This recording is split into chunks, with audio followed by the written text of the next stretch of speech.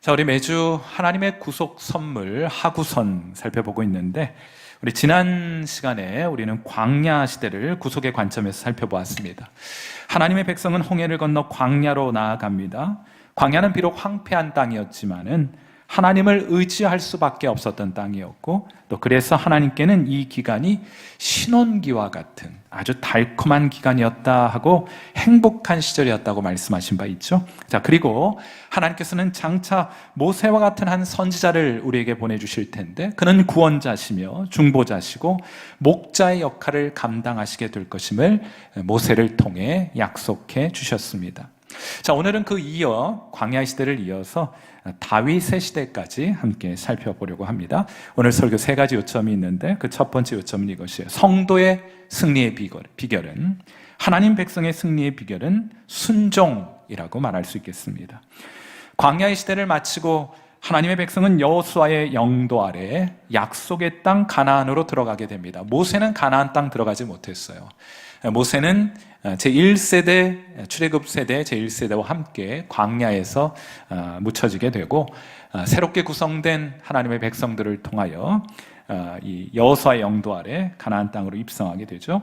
자, 그런데 여기서 한 가지 흥미로운 점은, 히브리어로 여호수아라는 것은 여호와는 나의 구원이시다라는 뜻이에요. 자, 그런데 이 여호수아를 헬라어로 번역해서 읽게 되면 이것을 예수라고 하는 겁니다. 자, 그러니까 모세의 후계자였던 여호수아는 장차 오실 예수 그리스도의 예표적인 인물, 모델이다라는 것을 알 수 있게 해주는 장면이죠.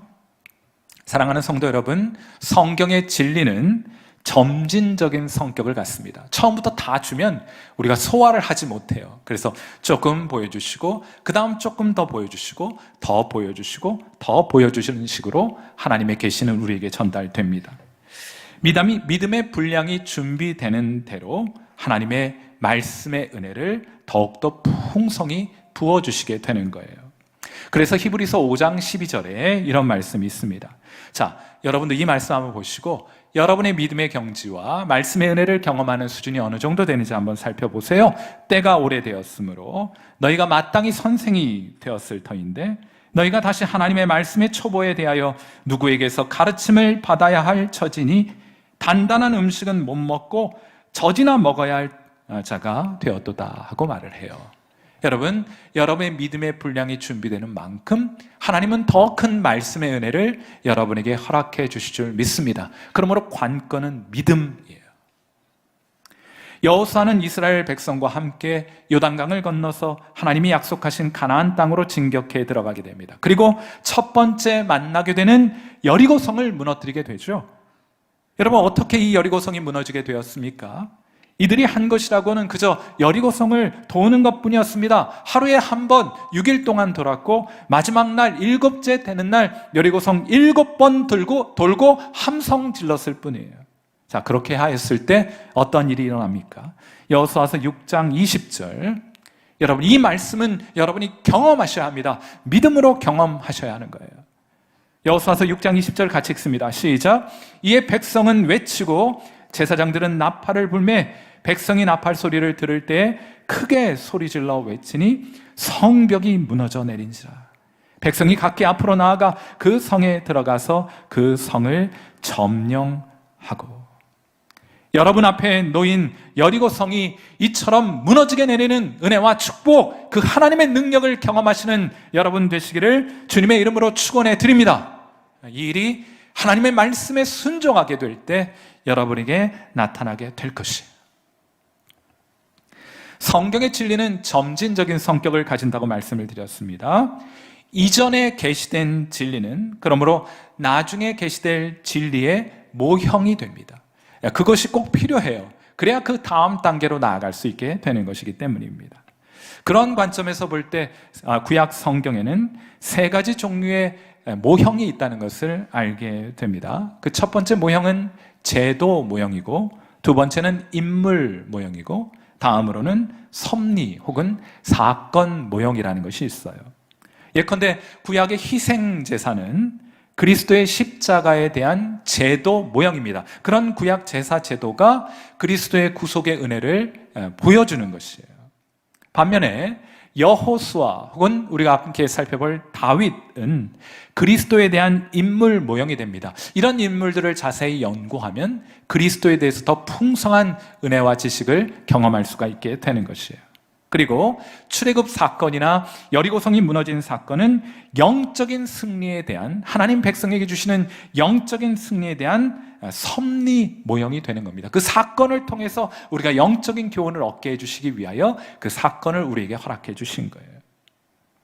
사랑하는 성도 여러분, 저와 여러분 하나님의 백성은 영적인 전쟁터의 한 복판을 살아가고 있습니다. 이 전쟁에서 우리가 승리할 수 있는 비결은 많은 군사와 많은 병기를 갖추는 것이 아니에요.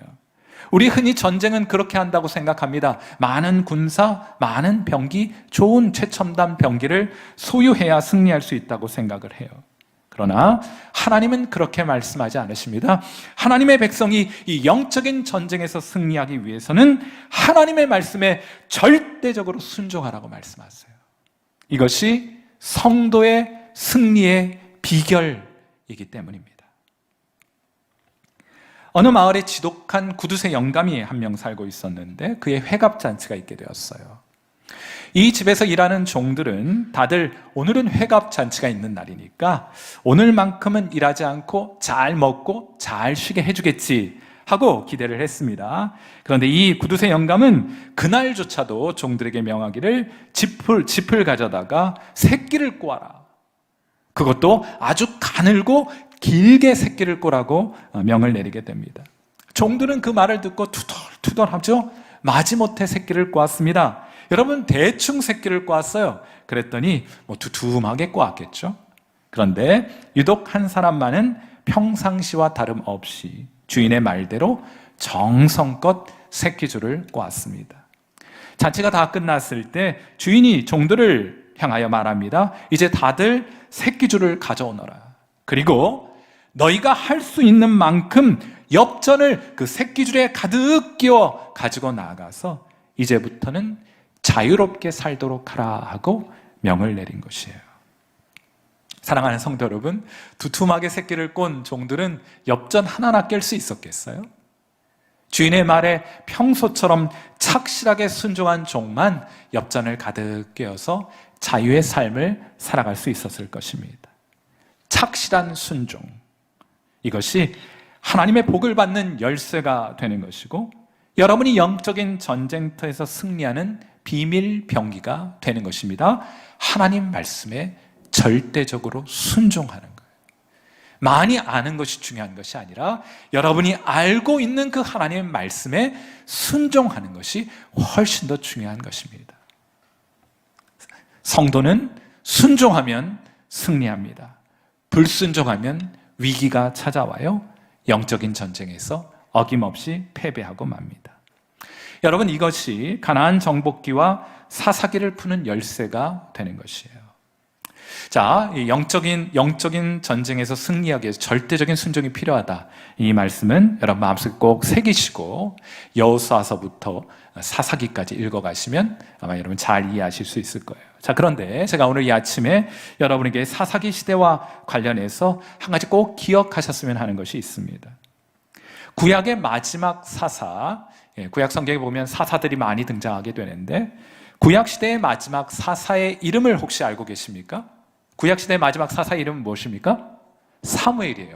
야, 우리 성일교회 성도들의 수준이 대단합니다. 사사 막 이러면서 여기서 나오고 있어요. 사무엘이 마지막 사사입니다. 자, 그가 그런데 구속사에 있어서 감당한 중요한 역할, 주목해야 될 역할은 크게 두 가지입니다. 하나는 사무엘이 다윗을 왕으로 세운 일, 이거 주목해 보아야 하고 우리가 앞으로 살펴보게 될 것입니다. 다른 한 가지 중요한 것이 있어요. 그건 뭔가 하면 사무엘이 선지자들을 육성했다는 것입니다. 사무엘상 19장 20절 말씀 우리 같이 한번 읽어보도록 해요. 같이 읽습니다. 시작. 사울이 다윗을 잡으러 전령들을 보냈더니 그들이 선지자 무리가 예언하는 것과 사무엘이 그들의 수령으로 선 것을 볼 때 하나님의 영이 사울의 전령들에게 임하매 그들도 예언을 한지라. 아멘. 여러분, 이것이 성경에 등장하는 최초의 선지자 학교입니다. 최초의 신학교예요. 나중에 엘리야의 시대에 가게 되면 길갈, 베델, 그리고 여리고에 선지자 학교가 운영되고 있다는 사실을 여러분이 성경을 통해 확인할 수 있게 될 것입니다. 자, 그럼 선지자들이 이 선지 학교, 선지 동산에 모여서 했던 일은 무엇이었을까? 감사하게도 신약 성경이 우리에게 굉장히 중요한 정보를 전달해 줍니다. 사도행전 3장 24절 같이 읽죠. 시작.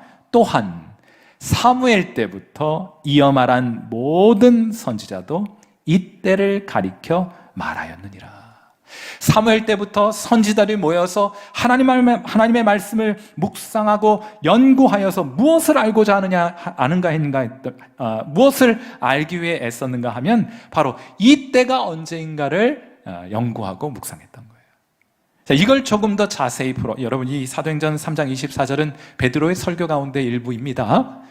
사도 베드로는 베드로전서 1장 10절과 11절에서 이 내용을 좀 더 상술해주고 있어요. 자, 이 말씀도 같이 읽습니다. 시작. 이 구원에 대하여는 너에게 임할 은혜를 예언하던 선지자들이 연구하고 부지런히 살펴서 자기 속에 계신 그리스도의 영이 그 받으실 고난과 후에 받으실 영광을 미리 증언하여 누구를 또는 어떠한 때를 지시하는지를 상고하니라.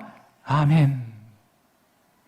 여러분, 그러니까 사사의 시대에도, 최소한 사무엘의 시대에도 하나님께서 약속하신 한 아들에 대한 신앙이 보존되고 있었습니다.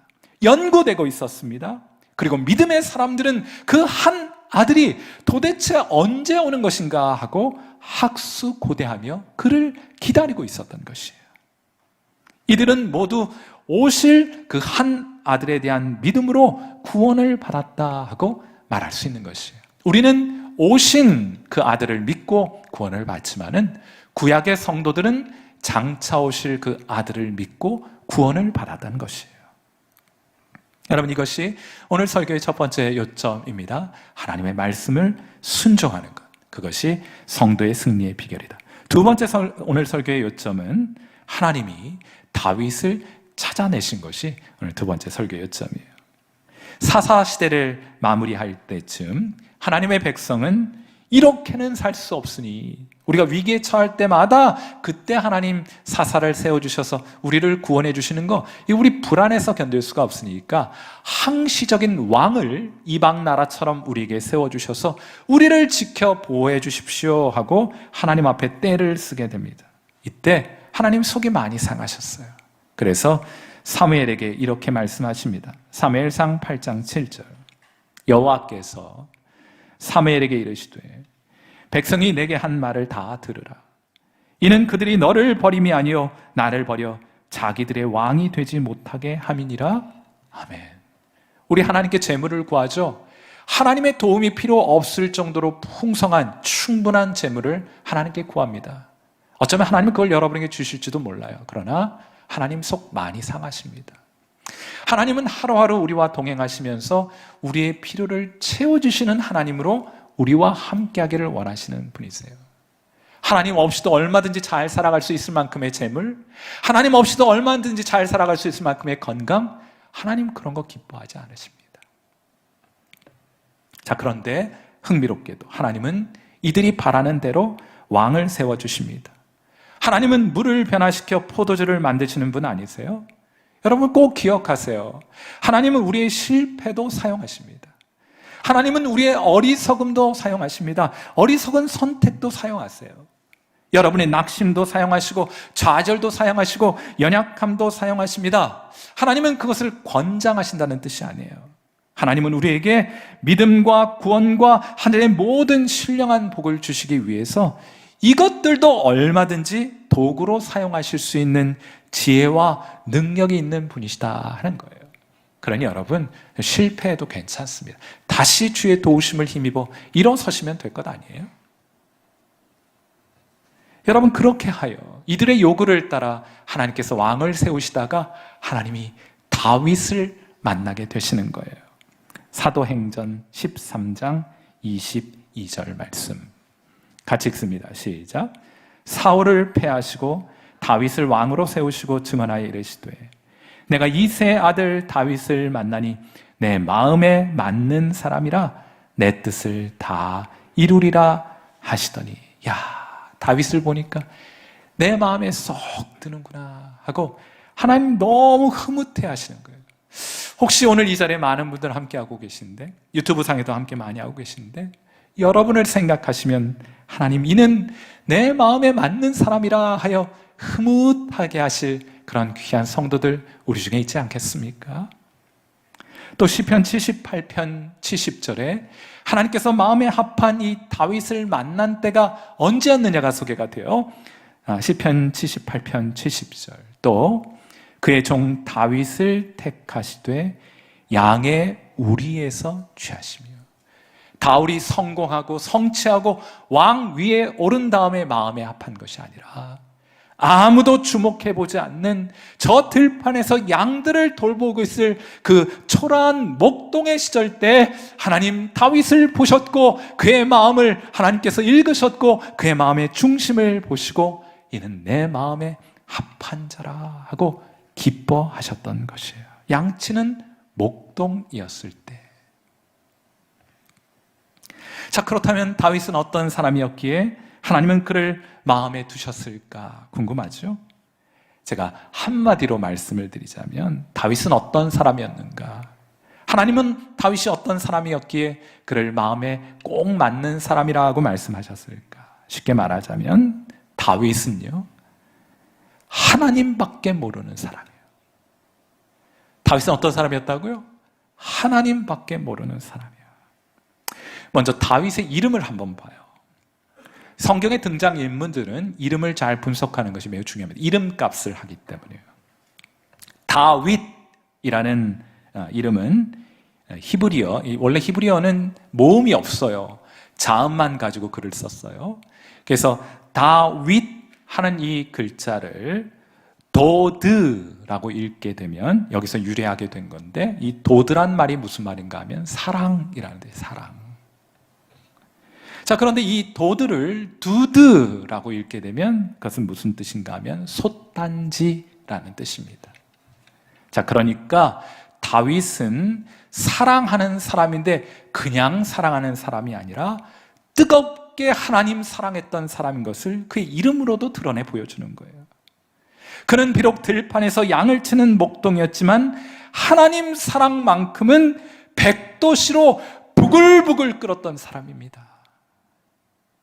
여러분, 이런 기준으로 여러분의 하나님을 향한 사랑의 온도를 측정해 보세요. 여러분의 하나님을 향한 사랑은 몇 도입니까? 여러분, 부글부글 끓고 있습니까? 다윗은 하나님 뜨겁게 사랑했던 사람인데 이 다윗의 하나님 사랑은 크게 두 가지 열심으로 드러나게 돼요. 뜨거우니까 열심 내게 되는데 두 가지 열심으로 드러나게 됩니다. 하나는 하나님의 이름을 위한 열심이에요. 한 번은 다윗이 아버지의 심부름으로 군대 형들 사식 넣으러 갔는데 적장 골리앗이 하나님을 모독하는 장면을 목격하게 됩니다. 그러자 다윗이 골리앗을 향해 이렇게 말해요. 사무엘상 17장 45절. 자, 이 말씀도 같이 읽죠. 시작. 다윗이 블레셋 사람에게 이르되 너는 칼과 창과 단창으로 내게 나아오거니와 나는 만군의 여호와의 이름 곧 내가 모욕하는 이스라엘 군대의 하나님의 이름으로 내게 나아가노라 하고 달려들었던 거예요. 여러분, 이 정서 한국 사람은 잘 알아요. 우리 한국 사람들은 웬만한 수모는 다 참습니다.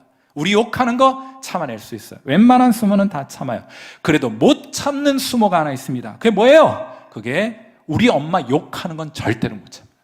다른 건 다 괜찮아요. 날 욕하거나 다른 건 괜찮아요. 우리 엄마 욕하는 건 안 돼. 그래서 우리 어린 시절부터 이런 동요 들으면서 공감하면서 눈물 흘리면서 자라지 않았습니까? 어떤 동요 불렀어요? 이웃집 순이 우리 엄마 보고 할매라고 불렀다. 그게 모욕도 아니에요. 이 말 들은 날 잠이 안 옵니다. 내일 아침 먹고 따지러 가야겠다. 2절, 3절, 4절 아세요? 그 다음날 쫓아갔다가 얻어맞습니다. 3절, 다음날 태권도장 등록합니다. 그 다음날 두들겨 팹니다. 그리고 마지막 화해하고 아름답게 이 동요가 마무리가 돼요. 여러분, 그건 다윗도 마찬가지입니다. 다른 건 다 건드려도 돼요. 다른 건 다 건드려도 돼요. 그러나 하나님은 안 돼요. 그래서 골리앗이 자기 힘만 믿고 하나님 욕했다가 짱돌 들고 달려드는 사춘기 청소년 다윗을 만나게 된 것입니다. 다윗이 이때 청소년 나이였어요. 물불 안 가리는 잘못 건드린 거예요. 어떤 결과 있게 됩니까? 사무엘상 17장 49절 같이 읽습니다. 시작. 손을 주머니에 넣어 돌을 가지고 물매를 던져 블레셋 사람의 이마를 치매 돌이 그의 이마에 박히니 땅에 엎드러지니라. 다윗은 하나님의 이름을 향한 열심을 가지고 있었던 사람입니다. 두 번째로 다윗의 하나님을 향한 뜨거운 사랑은 하나님의 성전을 향한 열심으로 드러나게 돼요. 그는 하나님 성전 사모했던 사람입니다. 시편 27편 4절. 하나님이 다윗에게 네 소원 한 가지만 말해보아라 얘기했을 때 솔로몬도 그런 질문을 받습니다. 솔로몬은 무엇을 구했습니까? 하나님 지혜 주십시오. 다윗은 무엇을 구했는지 보세요. 시편 27편 4절도 같이 읽습니다. 시작. 내가 여호와께 바라는 한 가지 일 그것을 구하리니 곧 내가 내 평생에 여호와의 집에 살면서 여호와의 아름다움을 바라보며 그의 성전에서 사모하는 그것이라. 아멘. 여러분, 하나님을 향한 사랑은 성전 사랑으로 상징적으로 표현되는 것입니다. 저 신학교 다닐 때 교회가 건물이냐? 교회는 사람이지. 이런 주장하는 사람들이 많이 있었습니다. 그런 주장을 많이 들었어요. 맞습니다. 틀리지 않습니다. 교회는 사람들의 모임을 교회라 불러요. 자, 그런데 이 말이 그러므로 예배당은 아무래도 괜찮다는 식의 주장이라면 저는 이러한 주장에 절대로 동의할 수가 없습니다. 가정에서 중요한 것은 가족입니다. 맞습니다. 그러므로 집은 아무래도 괜찮은 것입니까? 중요한 것은 단잠이니 침대는 아무래도 괜찮은 것입니까? 그렇지 않습니다. 비싼 집이고 비싼 침대일 필요는 없습니다. 그러나 여전히 집과 침대는 행복한 가정과 단잠을 자는 데 있어서 중요한 것이에요. 상징적인 의미에서 예배당은 소중한 것입니다. 예배당을 소중히 여기는 신앙이 저는 회복되어야 한다고 생각해요. 우리 어머니, 아버지 세대, 우리 할아버지, 할머니 세대, 그 성전을 향한, 예배당을 향한 그 열심이 상징적으로 우리 시대에도 동일하게 회복되어야 한다고 믿습니다. 어느 오래된 교회가 하나 있었어요. 비만 오면 앞마당이 막 진흙탕이 되어가지고 주일에 교인들이 교회에 나오다가 막 비가 오고 막 진흙탕이 되고 옷이 젖고 하면은 짜증과 불평을 늘어놓습니다. 그런데 이를 지켜보고 안타깝게 여긴 소년이 하나 있었어요. 그는 그날부터 아버지의 일을 도와주고는 용돈을 받습니다. 그리고 그걸로 벽돌을 한 장 구입하게 되었어요. 그리고 그 다음날 이른 새벽에 아무 사람들의 눈에도 띄지 않는 시간에 예배당으로 달려가서 정성스럽게 교회 앞마당에 벽돌을 깔았습니다. 그 다음날에도 언젠가부터 교회 마당에 조금씩 벽돌이 깔리는 것을 이상하게 생각한 담임 목사가 하루는 몰래 숨어서 지켜보았습니다. 그리고 몰래 벽돌을 까는 이 소년을 발견하게 되었죠. 그는 그 교회 주일학교 어린이였는데 사연을 들어보니까 아버지를 도와드리고 받는 돈으로는 벽돌을 하나밖에 살 수가 없어서 하나씩 사서 교회 마당 전부를 깔 계획을 가지고 있었던 거예요. 그리고는 하는 말이, 제가 하루에 한 장밖에는 벽돌을 살 수 없지만은 2년 정도 하면 다 깔 수 있을 것이라는 말을 이 목사님에게 들려줍니다. 담임 목사가 깊은 감명을 받아요. 그래서 그는 이 벽돌 천사의 이야기를 주일 예배 설교 시간에 교인들에게 들려주게 되고, 이에 어른들도 큰 감동과 도전을 받게 됩니다. 그리고는 다들 뜻을 모아 아예 낡은 예배당을 헐고 새로운 예배당을 짓게 돼 실제로 있었던 이야기예요. 이 어린이가 누구인가? 나중에 백화점 사업으로 큰 성공을 이룬 백화점의 왕이라는 별명을 갖고 나중에 미국의 최신부 장관을 역임했던 존 워너 메이커의 이야기입니다. 사랑하는 성도 여러분, 여러분은 하나님을 사랑하십니까? 대답해 보세요. 여러분은 하나님을 사랑하십니까? 자, 그렇다면 예배당에 애정을 가십시오. 다른 말이 아니에요. 애정을 가지라는 말은. 자주 들르세요. 아무도 없을 때 저 예배당 문을 열고 예배당에 들어와서 조용히 앉아 하나님 아버지 하고 불러봐요. 은밀한 중에 계신 하나님을 여러분이 만나 뵙게 될 것입니다.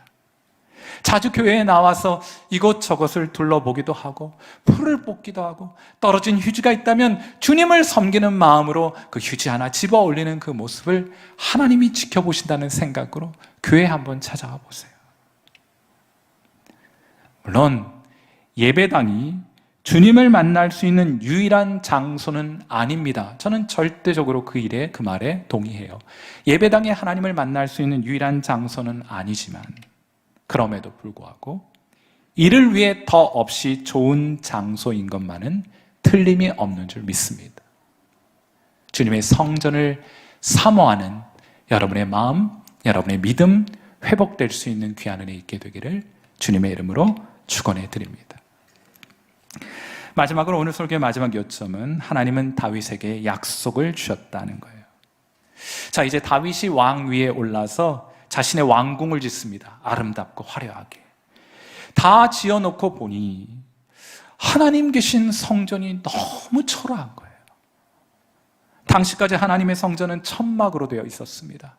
내 왕궁을 보니 화려하고 의리의리한데 하나님의 성전을 보니까 너무 초라한 거예요. 선지자 나단에게 말합니다. 나단을 통해 하나님께 말하는 거예요. 하나님, 제가 하나님의 집 지어드리고 싶어요.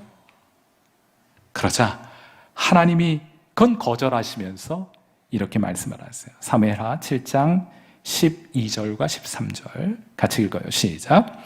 내 수완이 차서 내 조상들과 함께 누울 때 내가 내 몸에서 날 내 씨를 내 뒤에 세워 그의 나라를 견고하게 하리라. 그는 내 이름을 위하여 집을 건축할 것이요 나는 그의 나라 왕위를 영원히 견고하게 하리라. 쉽게 말하면 다윗아, 네가 내 집을 지어준다고? 아니야, 내가 너의 집을 지어줄 거야 하고 하나님 말씀하시는 거예요. 여러분, 계산기 한번 두드려 봐요. 이거 정말 수지 맞는 장사 아닙니까? 우리가 우리 집 짓는 게 좋은 집 되겠어요? 하나님이 우리 집 지어주면 더 좋은 집 되겠어요? 그럼 계산기 두드려보나 마나이죠. 여러분의 집은 하나님이 지어드릴 거예요. 잘 생각하십시오. 다윗은 하나님을 향해 기특한 마음 하나 품었다가 엄청난 복을 받았습니다. 여러분, 신앙은 마음 먹기 달린 거예요. 우리가 하나님께 뭘 할 수 있겠어요? 다만 하나님을 향해 기특한 마음 하나 잘 먹으면 하나님 그거 기쁘게 여기시고 소중하게 생각하셔서 우리가 생각하지 못했던 어마어마한 복을 내리시는 분이에요. 좋은 마음, 하나님 향한 좋은 마음, 기특한 마음 품는 것이 여러분 신앙입니다. 이때 하나님께서 내가 너의 집을 지어주리라는 말씀 주시면서, 약속을 주시면서 하나님은 다윗에게 약속을 하나 덧붙여 주셨어요. 여러분, 하나님은 아담에게는 한 아들을 약속해 주셨죠. 그런데 다윗에게는 이 아들이 다윗의 후손 가운데 태어날 것이라고 보다 구체화시켜 주십니다. 그리고 그가 이 땅 가운데 와서 한 영원한 나라를 세우게 될 것이고 그 나라를 다스리게 될 것임을 다윗에게 알려주신 거예요. 여러분, 다윗이 하나님의 집 지어드리려다가 완전히 땡 잡은 것입니다. 완전히 봉 잡은 거예요. 바울은 이 내용을 로마서에서 이렇게 씁니다. 로마서 1장 2절과 3절. 이 복음은 하나님이 선지자들을 통해, 선지자들 오늘 얘기 들었죠? 선지자들을 통하여 그의 아들에 관하여 성경에 미리 약속하신 것이라 그의 아들에 관하여 말하면 육신으로는 다윗의 혈통에서 나셔야 한다 하고 말하는 거예요. 여러분, 복음이 무엇입니까? 듣고 믿어 구원받는 복음이 무엇입니까? 하나님이 다윗에게 약속하신 그 영원한 나라의 왕이 다름 아닌 십자가에 달리신 예수님이심을 선포하는 것이 구원받는 복음이에요. 우리가 이 복음을 듣고 아하, 그렇구나, 예수님이 바로 하나님께서 다윗에게 약속하신 바로 그 아들이시구나 하고 믿으면 하나님은 이 믿음을 여러분의 의로 여겨주시고 우리에게 성령을 부어주시게 되는 겁니다. 구원의 은혜를 베풀어 주시게 되는 거예요. 여러분에게는 이 믿음이 있으십니까? 여러분은 이 복음을 듣고 믿어 구원을 받으셨습니까? 여러분은 성령을 받으셨습니까? 다시 한번, 십자가에 달리신 예수님이 다윗에게 약속하신 다윗의 후손이며 아담에게 약속하신 한 아들임을 믿어 하나님 앞에 의롭다 여김을 받으시고 구원받아 성령 받으시는 여러분 되시기를 주님의 이름으로 축원해 드립니다. 함께 기도하겠습니다.